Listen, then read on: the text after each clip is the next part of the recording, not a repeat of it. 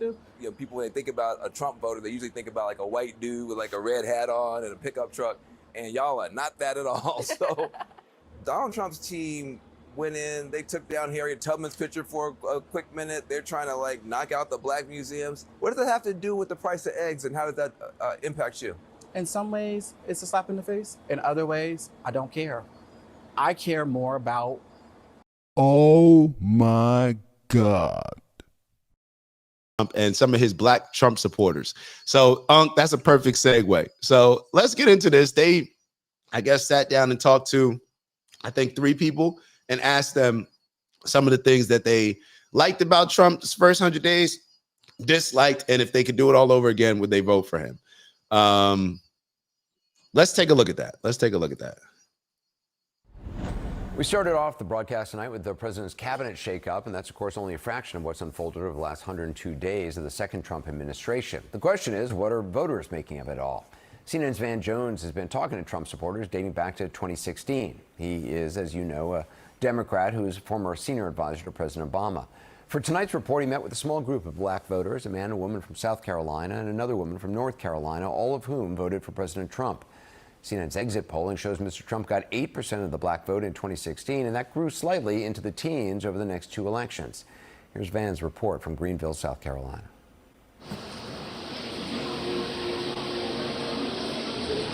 There they are. You do well. And here we are in South Carolina with 3. And hold up. Before we get into this, and I just want to make the point. All right, I got my brother Adrian here. I got my bro Adrian here. Train, you know what this reminds me of? Like when things are not fair. Yeah, when you're competing in football, when you go to training camp, right? There's players that were drafted, and obviously the ones that are drafted earlier, they get a priority treatment. The team invests more money into them. Then there's undrafted free agents, right? Right, the undrafted free agents, some may have gotten a little bit of a signing bonus. You got a couple $1,000s and you feel like you made it. All right, cool. Then there's others that didn't get any money. Then there's other players that just got invited for rookie camp. Other players just got invited for for training camp. There's different hierarchies. So you could have the player that got drafted in the 2nd round or the 3rd round, and they may not be performing better than the undrafted guy. But you know who's going to get the preferential treatment? You know who's going to get more of the reps? The person that they invested in more, the 2nd or 3rd draft pick. You can have a better camp. You could perform in training camp better than the person that was drafted in the 2nd round. They've already made an investment in that person. Is it fair? I don't know. Who cares? We're just competing. It just is what it is. So it's like we could always look at things. No 2 things are going to be equal. No, what is fair in life? You know what I'm saying? So it's just looking at it like, yo, just put yourself in the best possible position to compete. And once you start caring about, oh, well, this person's a 2nd round pick, so I'm not going to be able to compete against them and beat them out for the job. Once your mind goes there, you're done. You're cut. The only thing you can afford to focus on when you're competing at that high of a level are what are the things that are within my control? What can I do, period? As soon as you start focusing on what other people are doing, you lost. And that example that I'm giving has played out very true when you look at black people in America. You can have all the excuses in the book, and the excuses can be real. They can actually be real things. Hey, this is holding me back. This is holding me back. Okay, the more things that are holding you back, then even more so, you need to focus on the things that are within your control. Control the controllables, period. That's how you got to look at it.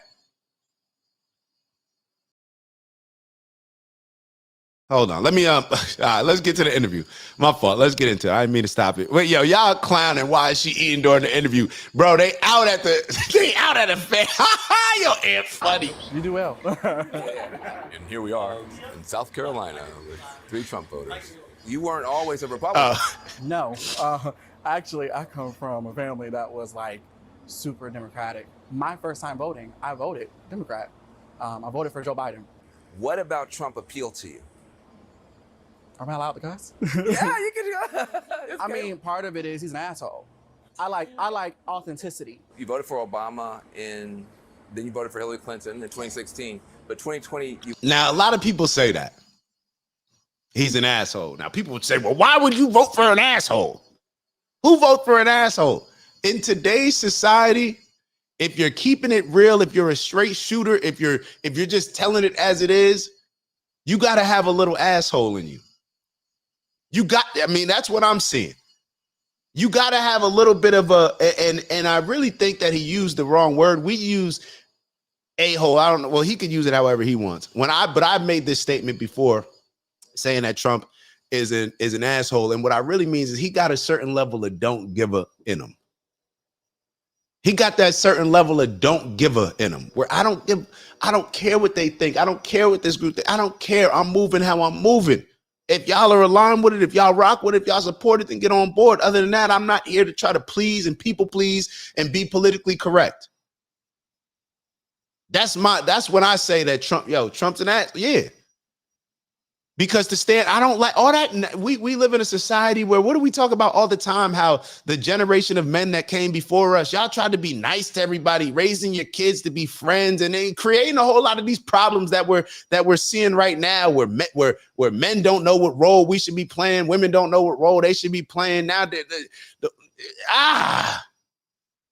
let's continue. You voted for Donald Trump. What made the change? I began listening to someone. Her name is Candace Owens, and I read her book, and it just opened my eyes to maybe he's not this person that I have been led to believe that he was. So you voted against Trump in 2016. Yes. But then in 2020, you voted for him? Absolutely. Why? I saw how things were going during his first term, and I was pleasantly surprised, and I was pleased with what was happening. I saw the economy getting better. I saw country relations in certain countries getting better. What are some things that he's doing that you do like? For me, I like the border. I just don't like the idea of someone coming here illegally and getting benefits that can serve my community. So that's the reason why I support him on that border policy. When you think about the border, you think about people coming here who are getting more help than people who live here and who were born here. Yeah. And I got that perspective not from news channels. I got it from social media. TikTok is like a holy grail. We even see it with the things that we learn about the United States government.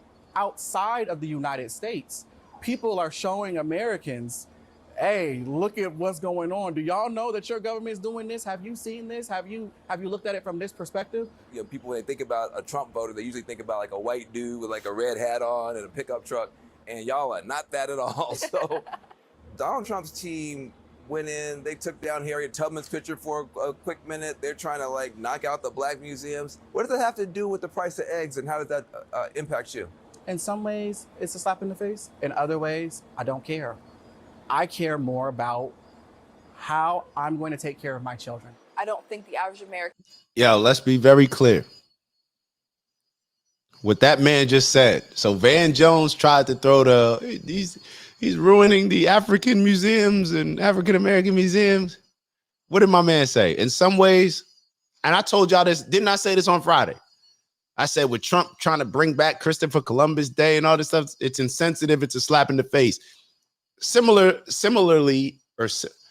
to how I initially felt when he started announcing MAGA, Make America Great Again.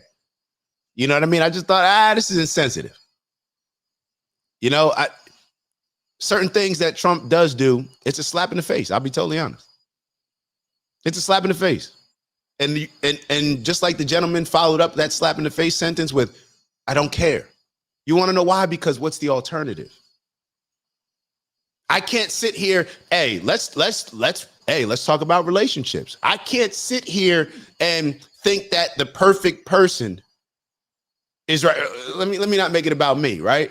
Do you have to kind of compromise sometimes in relationships, or does the perfect person? I know, especially we think that the perfect person is coming our way, walking through that door, right? But sometimes, they don't got this, they don't do this, maybe you got to compromise a little bit, right? So it's the same thing. Yes, Donald Trump, I don't agree with everything that Donald Trump does. However, based on where I saw the country going, especially y'all kept hearing me say, I do not. Sorry to interrupt the video. We got a new challenge.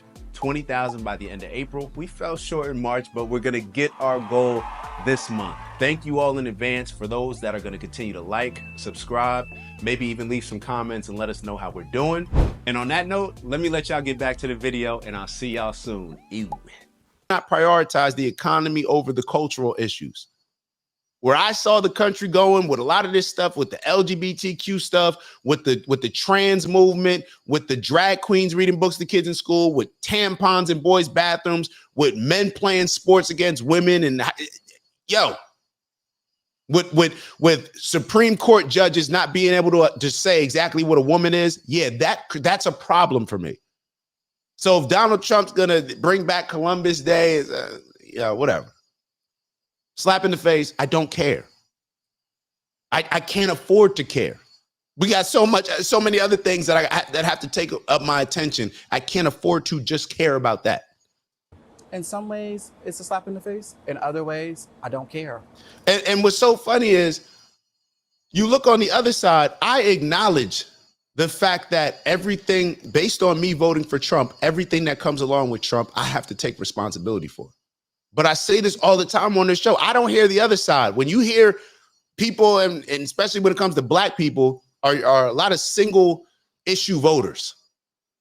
Oh, why are you voting for Democrats over Trump? Oh, well, my Social Security. That's the only thing you care about. And then when you bring up, well, you're also voting for this, you're also voting for that, no, I'm not voting for that. I just care about the Social Security. It's like, what? This is how they get you. This is the whole play. Oh man, let's keep going. I care more about how I'm going to take care of my children. I don't think the average American cares about that. I know I am sick and tired of seeing black people sit there and I gotta identify the chat. So I just saw two people. So shout out to Cuzzo in the building, and shout out to Anthony's. Cuzzo said compromise is key. And then Anthony said compromise is essential. So these are the last two comments. Both are married. You know what I'm saying? Both have figured out certain things that I haven't been able to figure out. And a lot of us aren't able to figure out. But it's funny how the people that are in certain positions, sometimes you got to study people's perspectives or study why people think a certain way based on the position that they're in. So it's like, oh, I'm not willing to compromise. I'm not willing. Yo, if you want to get the deal done, if you want to get certain things moving in the right direction, you can't just be sitting there thinking that you're going to get everything perfectly how you want it, or just say, no, I don't want it at all. Life doesn't work like that. and complain about something, but not taking action and steps to actually try to change things in an appropriate manner. Under the Trump and Biden administration, they came to certain agreements with police departments to be less brutal toward the black community. Trump has now ended all that. How does that help the black community? I have a lot of issues with police reform and just with how police officers are treated as a whole. My husband is currently going through the process to become a police officer. The amount of hatred that cops get, even the best ones, I think has become a huge problem, because it has been, especially around election times, when it definitely comes out of like, oh no, the cops are bad, the cops hate you because you're black, they're immediately deemed as evil. This man is talking about running for a third term. Now, what do you think about that? My third term. And I do, so I didn't, just about this whole third term thing, I almost wish that we watched the entire Meet the Press interview, because I know that they addressed that. And I believe that Trump's like says, look, he's a two-term president, but he just, whatever. Trump knows that he can get under people's skin. He knows how to stay in the headlines. He knows how to be entertaining, how to be relevant. Like now we're going to make a whole big thing and diminish Trump's entire term as presidency because he's saying, and maybe this is Trump's doing. I don't know. Maybe he thinks if you focus, I don't even care. Let's just keep going. For me, absolutely not. I think it's at the end of these 4 years, it's time to move on. This is a prime example of him trolling people because people have said, they're like, oh, if he gets in the office, he's going to be a dictator. He's going to try to run for a third term. So he's like, okay, y'all think I'm going to do that? I'm going to mess with y'all and say this to take y'all out. I thought you loved this man because he's so authentic and he's such a truth teller. But you need to know the difference between somebody trolling somebody, and this is a prime example of him being a troll. If you had to do it all over again, would you vote for Donald Trump again, yes or no? Yes, I would. Now, in the future, I am not a diehard Democrat or diehard Republican. If there were a Democratic candidate who was more aligned for me, then I would vote Democrat. If you go back in time, would you vote for Donald Trump, yes or no? Yes. I think I might know the answer on this next one. She said yes. It's immediately yes. No, I'm sorry. If you had to do it all over again, would you vote for Donald Trump, yes or no? 1,000% absolutely yes. And Van Jones joins me now. It's interesting, most of the information that they are getting, or misinformation they may be getting, is coming from online. Really? Hold up, what? Yo, did you just hear him? Yo, did you just hear that? I didn't see that the first time that I watched this. Did you hear what Anderson Cooper just said? 1,000% absolutely. Hold on, I may be bugging. My And fault. Van Jones joins me now. It's interesting, most of the information that they are getting, or misinformation they may be getting, is coming from online. Really? It's interesting that most of the information that they're getting, or misinformation they may be getting, is coming from online. Well, Anderson, who do you think we're going to get it from? You at CNN? The people at ABC, NBC? Or Anderson, maybe you think we should be looking at Fox. Is that what you're saying? Yeah, these mainstream media outlets are like they're in an ocean, they can't swim, they're flailing, they have absolutely no idea what to do because all of this journalist, it's removed. We're on YouTube now, Anderson. We're reviewing you. We're holding you accountable.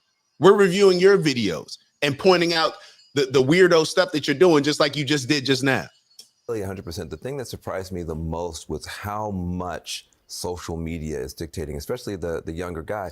You know, he said, look, I'm learning all this stuff about America that I didn't know. I'm like, where are you learning from? TikTok. China. Guys, you're a Republican and you're taking the Chinese narrative about your own country. This is so disingenuous. Oh my God. So Van Jones just tried to sit here and say, because TikTok is a Chinese company, you should trust the American mainstream media outlets like CNN more than TikTok. The issue that Republicans have with TikTok is, to me, totally different than what Van Jones just described. It's the fact that they're using our information. They're taking our intellectual property, stealing our intellectual property. They've been doing that for a very long time. However, the information that has been put out, whether it's the Meta platforms, whether it's X, whether it's any other platform, the reason why we're turning to those platforms, Van, is because you all have been lying.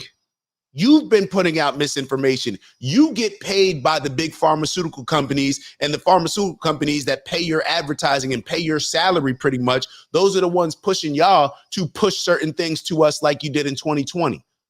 When you tried to say that everybody else, oh, stop doing your own research, stop doing all this. Y'all were wrong. Y'all were wrong. This is crazy. This is how disingenuous this is.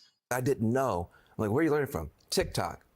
China. Guys, you're a Republican and you're taking the Chinese. Yo, this is despicable. From what Anderson Cooper said in the beginning, and Ant, exactly what you said, went straight to these niggas dumb. The misinformation that they're receiving. And then Van Jones is making it seem like all these dumb niggas, they just getting information on TikTok. Do you now looking at those three people that they just interviewed, just looking at it from afar, do you think that they get the majority of their information on TikTok? I'm just wondering. I don't go on TikTok, so I don't really I've been trying to get into it more, but I'm just not a TikToker. But come on, bro. Like, if anything, show the clip of you asking them where they get their information from and let them say it's TikTok. But you jumping on here afterwards, this is corny. But what do you expect? This like, what do you expect from them? A narrative about your own country to heart.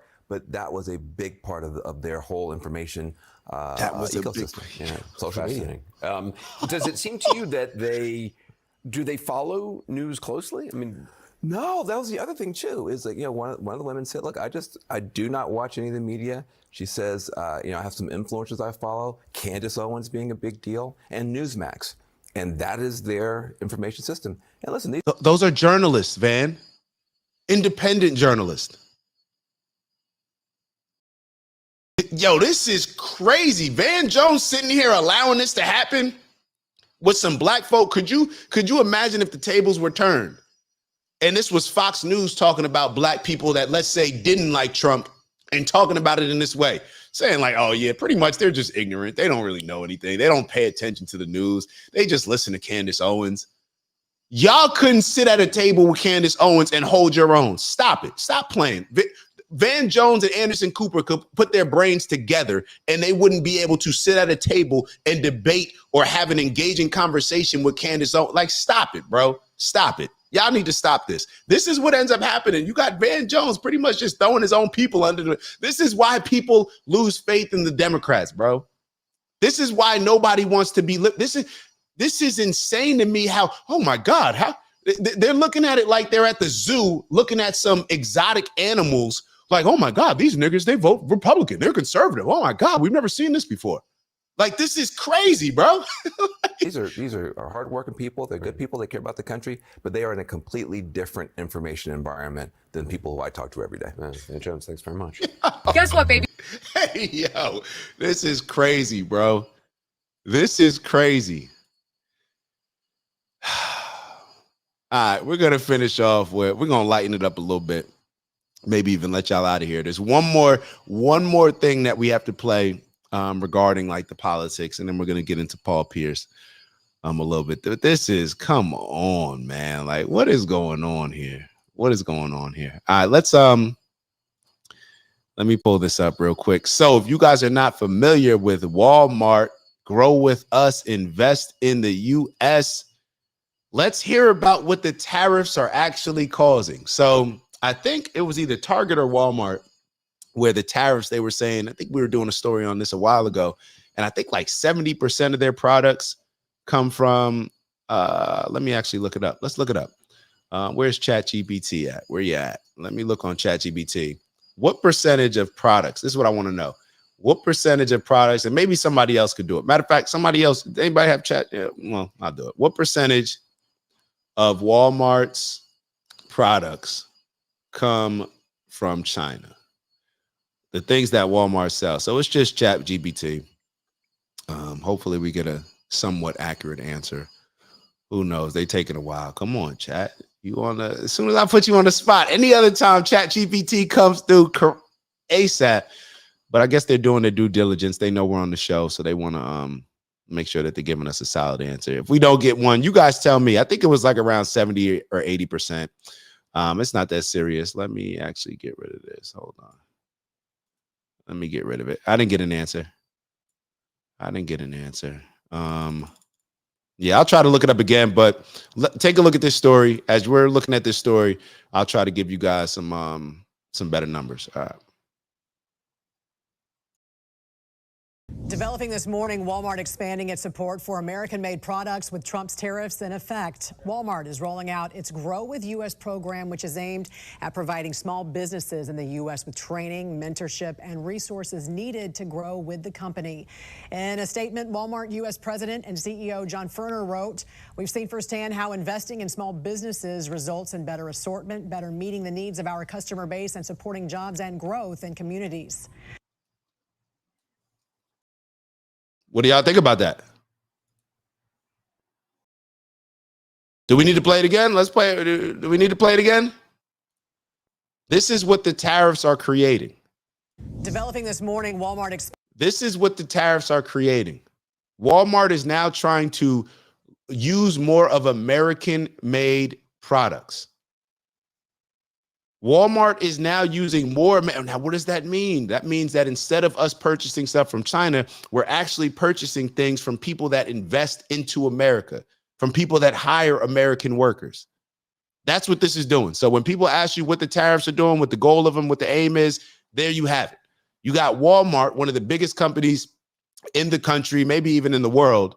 They are, after 100 days of Trump being in office, now incentivizing more American workers or more companies. They're allowing more companies to have their products in Walmart rather than the majority of the products being from China. And shame on ChatGPT for not being able to answer that question. I feel like that's intentional, it seems like. That seems to be intentional, but it is what it is. All right, so let's get into some of this. Paul Pierce, we're going to liven it up a little bit. It's Dak. Just want to thank you for checking out our video and visiting the OG Network. If you enjoyed the video, please make sure that you give us a like. And if you're looking to join a community of inspired individuals striving for purposeful abundance, subscribe. And if you're feeling real generous, share the video with some friends and family. All right, I'll see y'all soon. Ew.